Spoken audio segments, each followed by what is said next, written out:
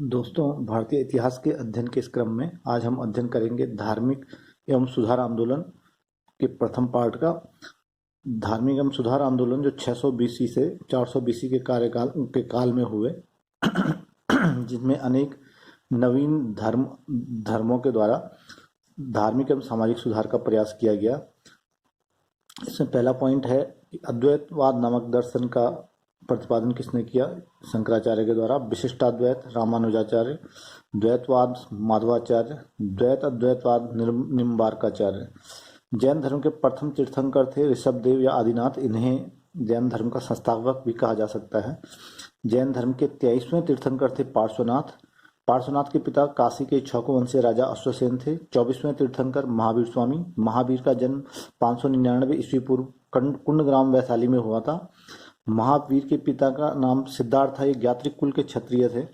माता का नाम त्रिशला था, ये लिच्छवी नरेश चेटक की बहन थी। इनकी पत्नी का नाम यशोदा था। पुत्री का नाम अणुजा या प्रियदर्शनी था। बचपन का नाम इनका वर्धमान था। इन्होंने 12 वर्ष तक तपस्या की और इन्हें पूर्ण ज्ञान की प्राप्ति ऋजुपालिका नदी के तट पर साल वृक्ष के नीचे प्राप्त हुई। ज्ञान प्राप्ति के बाद इनके अन्य कई नाम पड़े, जिनमें है जिन यानी कि विजेता, अरहत यानी कि पूज्य, एवं निर्ग्रंथ यानी कि बंधन मुक्त। इनकी उपदेश की भाषा प्राकृत या अर्धमगधी कही जाती है। प्रथम अनुयायी इनके दामाद जमाली थे। प्रथम जैन भिक्षुणी या चंपा नामक महिला थी जो दधिवाहन की पुत्री थी। इनके शिष्यों को 11 गणधरों में विभाजित किया गया है। आर्य सुधर्मा महावीर की मृत्यु के बाद भी जीवित एकमात्र गणधर था। जैन धर्म का प्रथम थेरा या मुख्य उपदेशक आर्य सुधर्मा को कहा जाता है। दो मुख्य पंथ इनके विभाजन के बाद दो मुख्य पंथ बने, श्वेतांबर और दिगंबर। श्वेत वस्त्रधारी श्वेतांबर कहलाए, ये स्थूलभद्र के शिष्य थे। निर्वस्त्र या वस्त्र रहित जो अनुयायी थे वो दिगंबर कहलाए, ये भद्रबाहु के शिष्य थे।